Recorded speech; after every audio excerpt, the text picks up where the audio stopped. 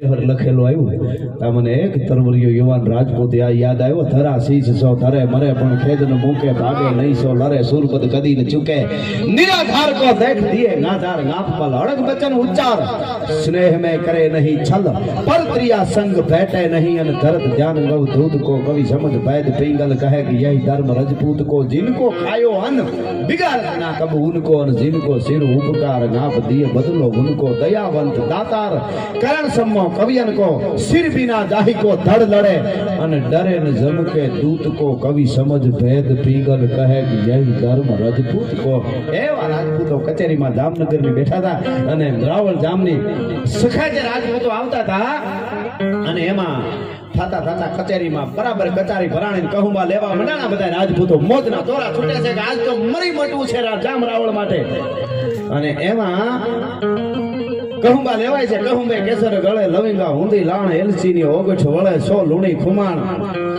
खोबे थू खरले थू खोबे धधकते धोबे अन खांदण मचियो फोड़ी आओ बिल्ली जो पीवे तो स्वान हुको प्राण हरे अन बकरी जो पीवे तो मारे बनराज को अन चतुर्प जो पीवे तो सुंदरी की सेज रमे सुंदरी जो पीवे तो उठी थाई काज को मूर्ख जो पीवे तो अनाजू की मोठ मारे मूर्खो जाजू पी जाए खूब खाए बीजू खाई नो करे मूर्ख जो पीवे तो अनाजू की मोठ मारे अन गधा जो पीवे तो मारे गजराज को कहे कवि शिव संग कसुंबा को ऐसो रंग चिड़िया जो पीवे तो मार देवे बाज को आवा कहूंबा लेवा दादा एमा जाम रावल नजर पड़ता पड़ता पड़ता पड़ता आम जोता जोता जोता जोता आम जो खूणा में नजर पड़ी कचेरी में ता तो 14 થી 15 વર્ષની ઉંમરનો હજી મૂછનો દોરો પૂરો નથી ફૂટ્યો એવો એક જાડેજો એવો એક જવાન એવો એક છોકરો કહેવાય બાળક પહેલા વાત કરું તો એની ગાય તો ભેળા કરી લેજે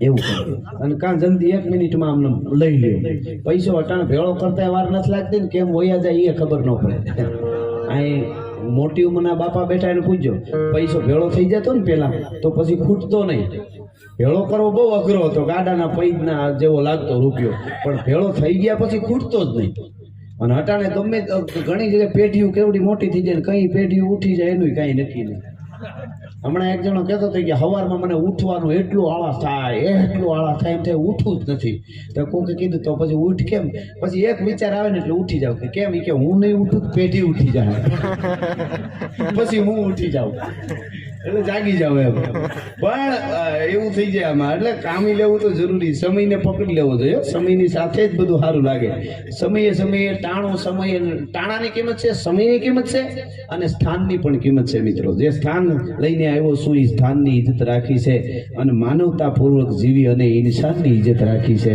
એમ જે સ્થાન મળ્યું હોય એને આ વાળ છે આપણા એને ગમે એટલા સાચવતા હોય હારા સુગંધિત તેલ નાખતા હોય હારા શેમ્પૂથી ને ધોતા હોય ઈના એ વાળને કાપી નાખે ને પછી પડીકી બાંધીને કીધું હોય લેતા જાવ તમારા વાળ બહુ સરસ છે આપણે મખી નાખો શેટા નાખો ના લઈ જાય ને તારા છે બહુ સાચવતો હતો આપણે કઈ નહીં શેટા નાખ નથી જોતા શું કામ ખબર એણે એનું સ્થાન છોડી દીધું સ્થાન છોડ્યા પછી કોઈ વસ્તુની કિંમત નથી જે સ્થાન છે ને હું કોણ છું મારું સ્થાન કયું મારું કુળ કયું હું તો કહેતો હું મારા પ્રોગ્રામમાં મારા દેશની દીકરી કે મારા દેશનો યુવાન મોબાઈલની સ્ક્રીન ખોલે અને યુટ્યુબમાં ગૂગલમાં લખવા જાય ને તો એટલું યાદ આવવું જોઈએ કે મારો બાપ કોણ મારી માં કોણ મારું મોહાળ કોણ મારાથી શું ડાઉનલોડ કરાય હું ન કરાય એટલું ધ્યાન રાખે ને તોય ઘણો બધો ફેર પડી જાય તોય કળિયુગ હજી ન કરે તોય ઘણો ફેર પડી જતો હોય છે અને એ હાચવાનું છે આપણે ત્યાં જેને સંસ્કારી કુટુંબ છે ત્યાં આ બધું હચવાનું છે અને એ હાચવવું બહુ જરૂરી પણ છે મિત્રો બહુ જરૂરી છે એટલે રૂપિયો જરૂરી છે રૂપિયો હમણાં એક જગ્યાએ મેં સરસ વાંચ્યું માણસની પાસે બહુ રૂપિયો થઈ જાય છે ને બહુ એટલે બહુ એ તો તમને છે માણસ પાસે બહુ રૂપિયો થઈ જાય પછી કોક માણસ બહુ રૂપિયો થઈ જાય છે રૂપ બદલે એવા માણસ પાસે બહુ રૂપિયો થઈ જાય તો અમુક બહુ રૂપિયો થઈ જાય છે કેમ રૂપ બદલાવે ને એકચ્યુઅલી અમારે કંઈ ન ચાલે હવે તો તમે અમારી સાથે અમારા લેવલમાં ન આવે તારું લેવલ જોયું જા નહીં હવે પૈસા જરૂરી ખરા, પણ પૈસા થઈ ગયા એટલે લેવલ થઈ ગયો નથી, કુળની પેઢી હોય. આ રાજા રજવાડા અત્યારે વયા ગયા, આપણે દેશ આઝાદ થઈ ગયો, અખંડ ભારત બની ગયો, બધું સરસ. હજી અમે અમુક સ્ટેટમાં જઈ, નાનામાં નાનું રજવાડું હોય કે મોટા બધા મળે પ્રેમથી, એને ત્યાં જઈ અને એનો વિવેક, એનું બોલવું, કવિરાજ, ઈ નમસ્કાર, અને તઈ એમ થાય કે સંસ્કારને આવતાય પેઢીઓ લાગે, સંસ્કારને જાતાય પેઢીઓ લાગે. રજવાડા વયા જાય ત્યાં સંસ્કાર ન વયા જાય સાહેબ. એનો આવકાર, એનો બોલવું, એની નિર્મળતા, ગંભીરતા, એ વસ્તુ જ આખી જુદી હોય. ત્યાં આપણને એમ થાય કે એમ નથી ભાઈ થતું. એના માટે ઘણું ઘણું કરવું પડે, ઘણું ખોવું પડે, ત્યારે થાય. પણ હું જે વાત ઉપર આવું છું, એ 14-15 વર્ષના યુવાનની હામી જામ રાવળની નજર પડી અને જોતાની હારે આ છોકરું કોણ બેઠું છે કે ખૂણામાં? તો કઈ તો ભદ્રેશ્વરથી આવ્યો છે જુવાન. ભદ્રેશ્વરથી મેરામણજી છે. મેરામણજી હાલ હે શેના માટે આવ્યો છે? કે લડવા. આપણી સખાતે આવ્યો છે જામ રાવળ તમારી. ભદ્રેશ્વર સમાચાર મોકલી દે દરબારને. નો મોકલવો હોય તો ના પાડી દેવાય. આવા છોકરાને મોકલી દે કે જય છોકરા ઉભો થા, માસીબાના ઘરે લાડુ નથી ખાવા, દોડ્યો આવો, તારા મોઢામાં હજી દૂધ ગંધાય છે અને તું શું લડી લેવાનો હતો? પણ ત્યાં તો પગથી માથેથી રેમંડ ગઈ. હે મા સાપુરા, હે મમાઈ, હે જગદંબા, એકવાર મને મોકો આપતો જામ રાવળને દેખાડી દઉં કે રાજપૂતના દીકરાને ઉંમરની જરૂર હોય, હરિયલ ઘેરે ન હોય અને જેના ફળિયામાં કુંદરડા ફરે એને વયની વાટું નોય કેહર બચાને કાગડા.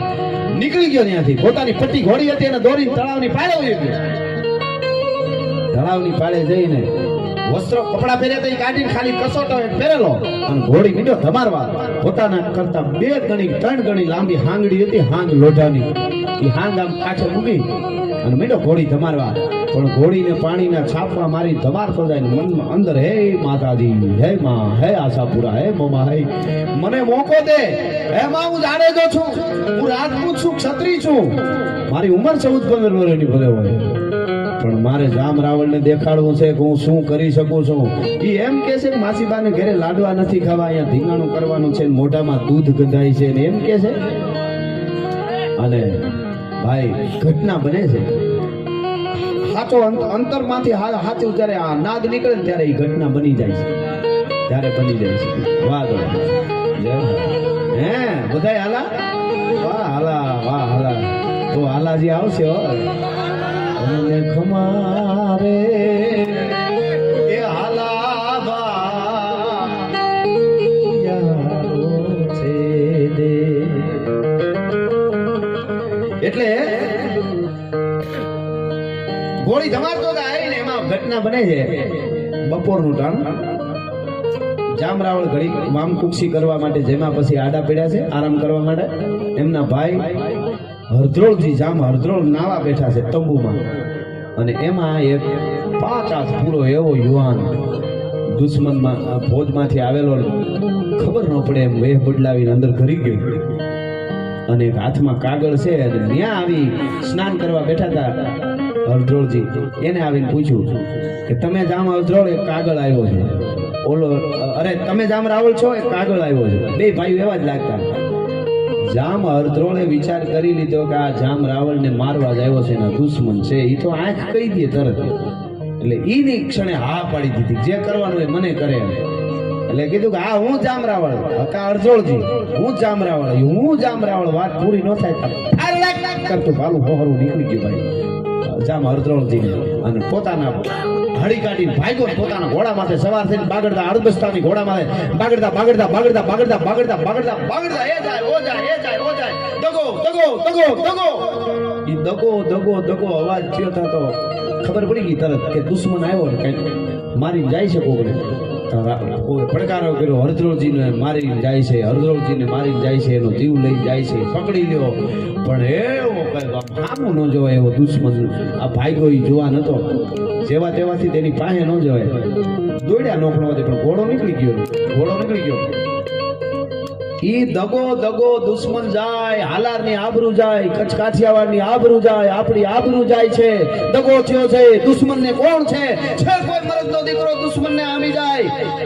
ઈ પડકારો 14-15 વર્ષના મેરામણજી હાલા ઘોડી ધમારતા હતા. એને કાને જ્યાં અવાજ પડ્યા ને ત્યાં તો અંદર કાઢો મોજનો હેરડો પીડો જાય. મારી માં આશાપુરા હવે મોકો આપ્યો હો, કઈક આવ્યો ખરો ભાઈ. મારી માએ મને મોકો આપ્યો અને કસોટો વાળેલો હતો ઈ પટ્ટી ઘોડીને માથે હાંગ લોઢાની હતી લઈ અને બગા જંગ કરતો સવાર થયો ભાઈ સવાર થઈને મારી ઘોડીને ઠપાટ આ પટ્ટી આજ તારા ડાબલામાં મારી અને રાજપૂતાઈની આબરૂ છે આજ આબરૂને બચાવી લેજે આજ દુશ્મન જાવો ન જોયો અને બાગડતા બાગડતા બાગડતા બાગડતા બાગડતા બાગડતા બાગડતા બાગડતા ઘોડી જાય છે આંબે આંબે આંબે આવ્યો અને બગા જંગ કરતી પટ્ટી ઘોડી કૂદી ભાઈ ઘોડો ઘોડા ઉપર જાતો તો વાહે જોઈ તો ઉપર આવી આમ પાહે આવતા ને અરે ફરક કરતો બંધ કહા તક તાલા જાય યુદ્ધ કહા તક તાલા જાય તું भी राणा का वंशज है ठक जहां तक भाला જાય ફરક કરતો ભાલાનો ઘા કર્યો ભાઈ પણ દુશ્મનને વેતરી તો નાખ્યો પણ હોહરવું ભાલું ઘોડીને વીંધી દુશ્મનને અને ઘોડાને વીંધી અને ફરક કરતો ધરતીમાંથી ધરવી દીધો ભાઈ પણ એકલા જોરથી ઘા કર્યો પોતાની આંખો થોડીક ડોળા બહાર નીકળી ગયા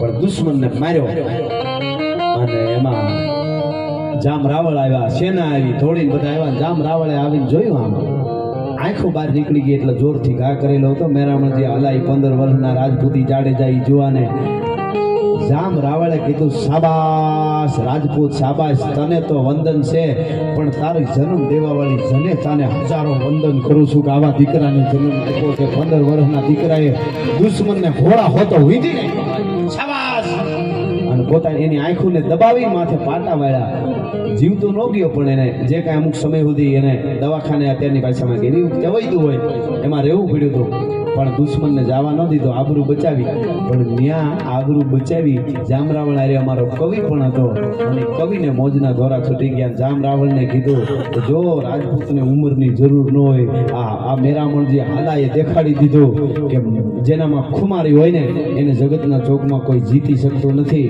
અને કવિએ તેથી એને કીધેલું